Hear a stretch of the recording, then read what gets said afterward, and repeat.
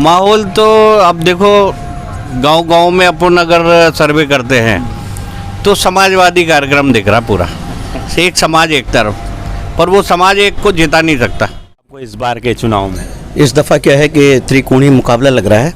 आपको? मेरे को अभी तो क्या है कि माहौल शांत लग रहा है। अच्छा, पब्लिक क्या है कि शांत है, अभी कोई अपनी अपना सुनाई करनी चाहिए, ये है बात।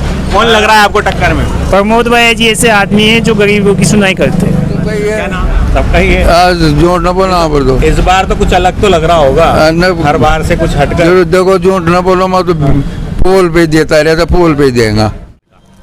जैसा कि हमारे भाई ने कहा कि पानी की समस्या, तो वो उसका समाधान भाई जी ने करवाया था।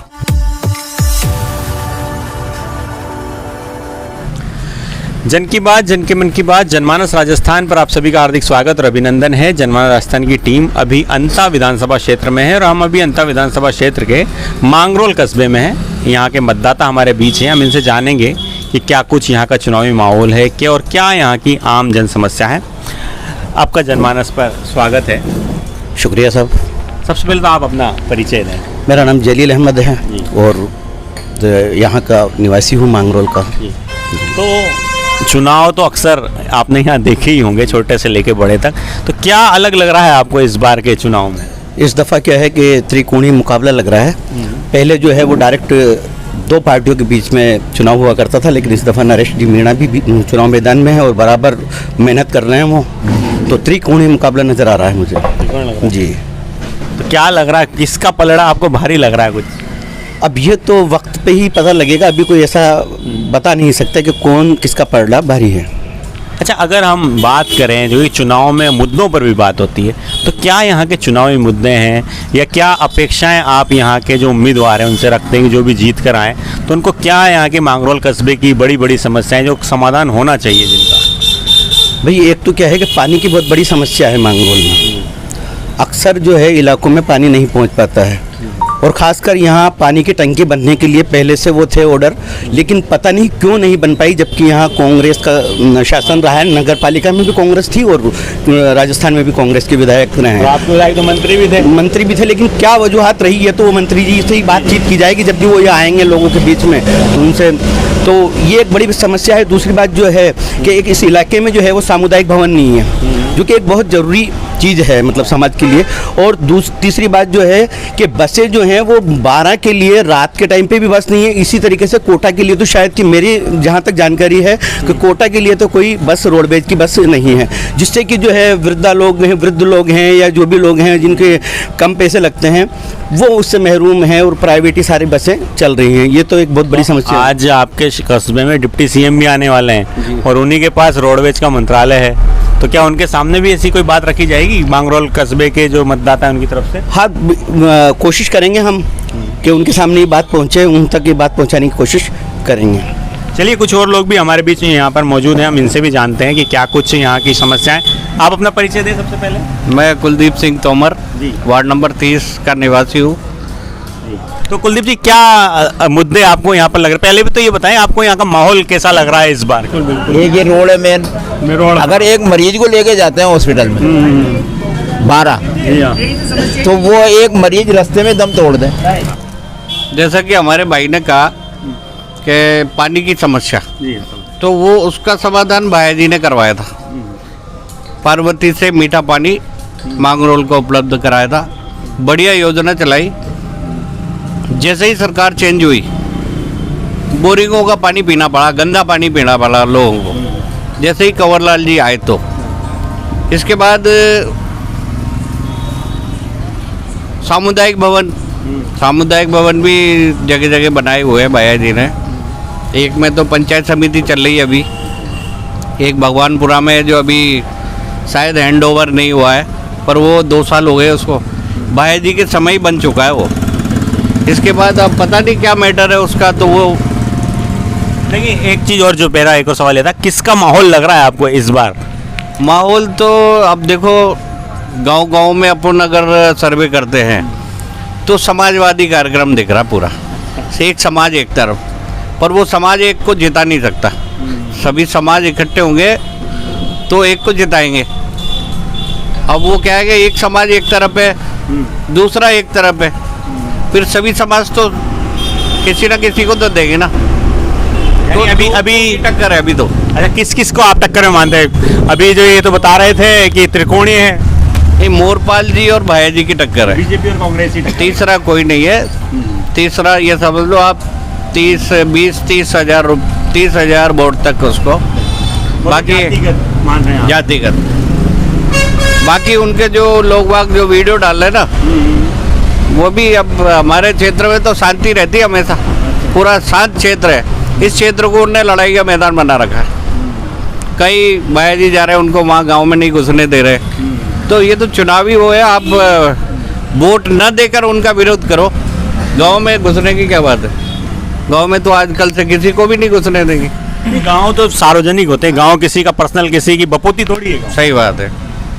अच्छा, कुछ और लोग भी हमारे बीच मौजूद हैं, हम इनसे भी जानना चाहेंगे कि आपका क्या कहना, आपको क्या लग रहा है? जैसा कि दो अलग अलग रहे, एक ने तो कहा है कि बिल्कुल दो की फाइट है, बीजेपी कांग्रेस, इन्होंने कहा त्रिकोणीय है। आपको क्या लग रहा है, क्या माहौल लग रहा है आपको? मेरे को अभी तो क्या है कि माहौल शांत लग रहा है। अच्छा, पब्लिक क्या है कि शांत है, अभी कोई अपने पत्ते नहीं खोल रहा है। मतदाता भी शांत हैं, देख रहे हैं अभी तो माहौल को। लेकिन क्या है कि मुकाबला तो त्रिकोणीय है, त्रिकोणीय होगा आने वाले समय में। ये मान लो 11 तारीख को जो मतदान होगा। अच्छा, इस बार जो है कि एक प्रत्याशी तो हैं जो आपके पहले के देखे हुए आजमाए हुए हैं, प्रमोद भाया, लेकिन बाकी जो दो प्रत्याशी वो एकदम नए हैं। तो आपको किसका पलड़ा भारी लग रहा है? एक्चुअल में क्या है कि नरेश जी मीणा जो इस फाइट में जो आए ना, तो उसमें क्या है कि जो बीजेपी और कांग्रेस है, इन दोनों के हाथ पांव फूल हो गए मानो एक तरह से।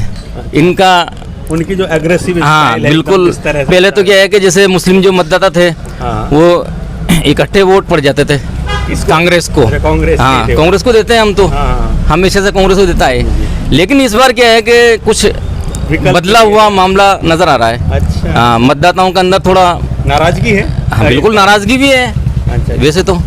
और किस बात को लेकर नाराजगी? नाराजगी देखो, क्या ऐसे काम रहे जो आप चाहते हैं? काम क्या है कि जैसे अभी 12 में अभी कोई बात हुई थी, अभी आरएसएस का जो संचलन चला था ना, जी हाँ जी। उसमें जो मैटर हुआ उससे भी नाराज हैं लोग कि यार भाया जी आना मुस्लिमों चाहिए के था पक्ष में आना चाहिए था, या कुछ बात अपनी रखनी चाहिए थी, लेकिन वो ऐसा कर नहीं पाए।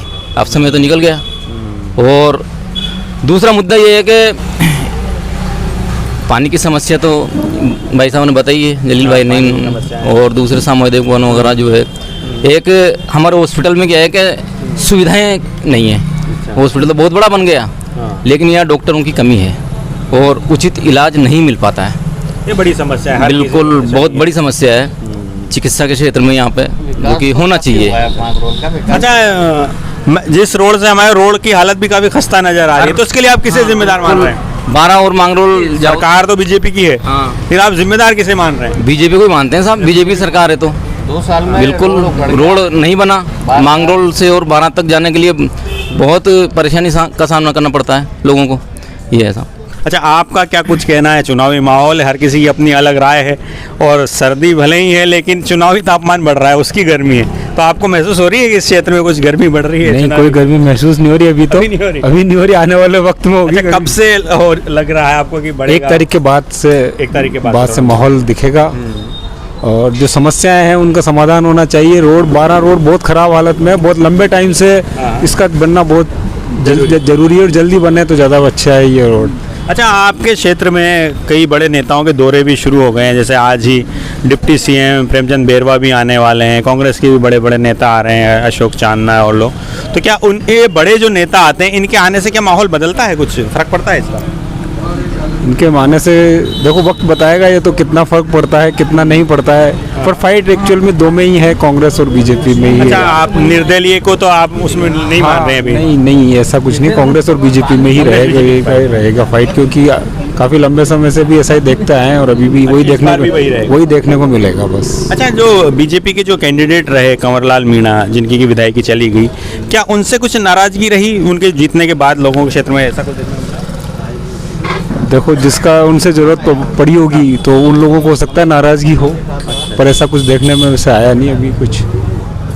चलिए कुछ और लोग भी हमारे बीच मौजूद हैं, बुजुर्ग मतदाता नजर आ रहे हैं। नहीं, आप भी फिर भी आपने कई चुनाव देखे होंगे, इस बार का चुनाव कैसे आपको कुछ अलग लग रहा है? कई आपने अब तक कई चुनाव देखे क्या होंगे। देखो, हम तो सही बात तो ये है कि मेरा नाम शब्बीर अहमद है और बरसों से जो है मतलब 67 साल की उम्र हो गई मेरी। करीब मैं तो बुनकर हूँ, मजदूर है। मगर ये यहाँ की जो मजदूर को एक सुविधा है जो चाहे ना, जैसे ये हॉस्पिटल है तो हॉस्पिटल तो बन रहा है, अभी भी चल रहा है, मगर ये डॉक्टरों की अपनी वो चल रही है, यानी जब कोई मजदूर इसको बीमार आदमी को अपनी सुविधाएं नहीं मिलती, जांच वगैरह का कोई वो नहीं, सुविधाएं होनी चाहिए। हाँ, वो नहीं है। और वो जो टंकी के लिए आपने भाई साहब ने बोला, वो भी एक जरूरी है, क्योंकि वो जगह नगर पालिका को खरीद के देनी है, तो नगर पालिका के पास तो काफी जगह है। तो जब खुद ही एक मतलब जिम्मेदार सरकार है तो उसको तो जगह मतलब है ना जो खरीद लेना चाहिए। अब तक कभी एक ये रोड है मेन, अगर एक मरीज को लेके जाते हैं हॉस्पिटल में 12, तो वो एक मरीज रास्ते में दम तोड़ दे। अगर किसी प्रेग्नेंट लेडी को ले गए तो डिलीवरी रास्ते में हो जाए। डिलीवरी में जा, मैं खुद कभी 12 मोटरसाइकिल से जाता हूँ तो जाने में इतनी हिचकिचाहट होती है कि मतलब है ना जो तकलीफ होती है। तो कौन जिम्मेदार है ऐसे? अब इसके में जिम्मेदारी है सरकार ही है, कौन है? अभी बीजेपी थी तो बीजेपी जिम्मेदार है। अच्छा, आपने उसकी बात की हथकरघा की, यहाँ पर हैंडलूम भी रहा, पावर लूम भी है, तो उन लोगों की क्या समस्याएं हैं? जैसे आप बताएं, हम उस कम्युनिटी के यहाँ पे लोग हैं या कपड़ा बुनकर लोग यहाँ पर हैं, तो उनको क्या लोग क्या करेंगे? देखो यहाँ तो मतलब नाम रहा भी नहीं, जिस सरकारी संस्था का तो कोई ऐसा मैटर नहीं है नहीं कि कोई सरकार आती हो और वो बुनवा के और वो खुद पैसा बांट के या माल मटेरियल देके जाते हो। यहाँ तो कुछ आदमी जो है ना वो अपने अपने हिसाब से बटे हुए हैं, यानी 4 आदमी ने यहाँ की जिम्मेदारी संभाल रही और दिन पे दिन ये मजदूरी तो खत्म होती जा रही है। यानी वो वाला जो बिजनेस था या रोजगार था, हाँ, वो अब कम होता जा रहा है। वो तो कम होता जा रहा है। तो सरकार को उसके लिए उसको बढ़ावा देने के लिए, क्योंकि यहाँ की खादी का, मांगरोल खादी का काफी नाम रहा है पहले, लेकिन अब वो देखने को नहीं मिल रहा है, तो क्या कुछ करना चाहिए? कोई ऐसा सजेशन या है आपके पास? जी, यहाँ तो वैसा आम आदमी के पास तो कोई आता नहीं है। यहाँ के जो जिम्मेदार जो लोग बैठे हैं ना, जो काम करते हैं, हमें कच्चा माल देते हैं, फिर हम साड़ी बना के उनको जाते हैं और उनसे पैसा ले आते हैं, मजदूरी जो हफ्ते की बनती है हमारी, तो उसमें अपना गुजर बसर करते रहते हैं। तो उसमें कुछ कमी आई है पहले से अब तक, या ठीक ठाक चल रहा है काम? बस जैसे चल रहा है वैसे चल रहा है बस। हालांकि पहले से तो मजदूरियाँ तो बड़ी, मगर महंगाई बहुत ज्यादा हो चुकी है और मतलब तो जैसे इस पर भी ध्यान देना चाहिए। हाँ, देना चाहिए, सही है वो तो। चलिए कुछ और लोग भी हमारे बीच जुड़े हैं। क्या नाम है आपका? सत्यनारायण सिंह नंदगांवड़ी। सत्यनारायण जी, क्या लग रहा है इस बार के चुनाव में आपको? इस चुनाव में तो सभी पार्टी जा रही है। माहौल किसका है, क्या है? माहौल तो सबका ही है, सबका ही है। झूठ न बोलना पर तो इस बार तो कुछ अलग तो लग रहा होगा, हर बार से कुछ हटकर। देखो, झूठ न बोलो, मैं तो पोल पे देता रहता, पोल पे देगा। अच्छा, तो आपको क्या लग रहा है? क्योंकि इस बार त्रिकोणीय, लोग बता रहे हैं कि इस बार मुकाबला, पहले तो बीजेपी कांग्रेस में होता था, लेकिन इस बार त्रिकोणीय है मुकाबला, नरेश मीणा भी है, तो आपको भी लग रहा है कि है क्या कोई फाइट में? न नरेश मीणा करने दिया, नहीं दादा लोग जो वो डरा रहे, ज्यादा धमका रहे हैं। डरा रहे ना, वो तो ठेर सी दादा लोग जो कोई काम जहाँ जगह बैठ जाओ, इधर पैर करेंगे बाद में काम। हाँ, तो आप यही मांगरोल के रहने वाले हैं? नंदगांव ये पास में से। अच्छा, आप गांव से हैं, तो वहाँ की क्या समस्या है किसानों की, इस क्षेत्र की? भाई जो भी जीते क्या करना है? मुआवजा नहीं मिल रहा और गए के वक्त ज्ञापन दे दिया, फिर पटवारी जी जाओ भी कोई टीप करवा गया, जगह का सही से सही वो गली फसल दिख रही है, वो भी न कहीं यहाँ हार गए। अबार जो विधायक को चुनाव लड़ रहा है, बता के पास आओगा, जैसा कह रहा मैं तो बीजेपी में देवा, तो बीजेपी का मोरपाल सुमन भी ताके पास आओला, तो जब आओगा तो अच्छा की बात रखेगा ना, रखेगा कमाई मुआवजा जो चाहिए, सरकार भी है बीजेपी की है, पेरवा न मुआवजा तो देनी पड़ोगे, जो जीतेगा जी देनी पड़ोगे, तो करना ही पड़ोगा, वादा करनी पड़ोगे। चलिए इनसे भी हम बात करते हैं। ठीक है, बहुत बहुत धन्यवाद। आपका क्या कुछ कहना है इस बार के इस चुनाव को लेकर? क्या अलग लग रहा है आपको? हर बार की तरह ही या कुछ अलग है? नहीं, हर बार की तरह ही है, पर कोई भी जीतो, जीतने में तो या बीजेपी का जीतो या कांग्रेस का जीतो, पर गरीब आदमी की सुनाई करनी चाहिए, ये है बात। कौन लग रहा है आपको टक्कर में? प्रमोद भाई जी ऐसे आदमी हैं जो गरीबों की सुनाई करते हैं। क्या नाम है आपका? विनोद कुमार। विनोद जी, आप कहाँ के रहने वाले हैं? ईश्वरपुरा के हैं। ईश्वरपुरा के, ये अंता विधानसभा? हाँ, अंता विधानसभा में। तो इस बार भी आपको किसका माहौल लग रहा है? भाया जी का लग रहा है या बीजेपी का? या गाँव में तो भाया जी का ही है सबसे ज्यादा। अच्छा, अगर हम बात करें तो आपके गांव की क्या कुछ ऐसी समस्याएं हैं जो यहाँ के जो चुनाव लड़ रहे हैं उन तक पहुँचनी चाहिए ताकि उस पर काम हो? समस्या यही है, जो काम हो वो सब गरीबा का होनी चाहिए। जैसे अभी मुआवजा न मिला वो बता रहे थे। किसानों को हाँ, किसानों का मुआवजा कोई सुना ही नहीं करता है। कब मतलब ये रोड वगैरह ठीक है गाँव में? रोड तो भैया जी ने करवा दिया, शादी भी करवा दी, हाँ शादी भी करवा दी, हाँ मंदिर करवा दिया। अब आगे हमारे लाइट का मामला है थोड़ा, तो लाइट में डिमांड भी जमा कर दिया, सब जमा कर दिया, फिर भी वो लाइट वाले डी नहीं दे रहे। आज देंगे कल देंगे ऐसे करते हैं। अच्छा चलो थोड़ा पीछे की तरफ चलते हैं हम, थोड़ा 2023 में चलते हैं। तो जब आपके इतने सारे काम हुए, सारी चीज़ें हुई, भाई जी ने काम करवाए हैं, लेकिन क्या वजह रही कि 2023 का चुनाव हार गए? बड़े कम मार्जिन से हारे, 5000 की हार जीत रही।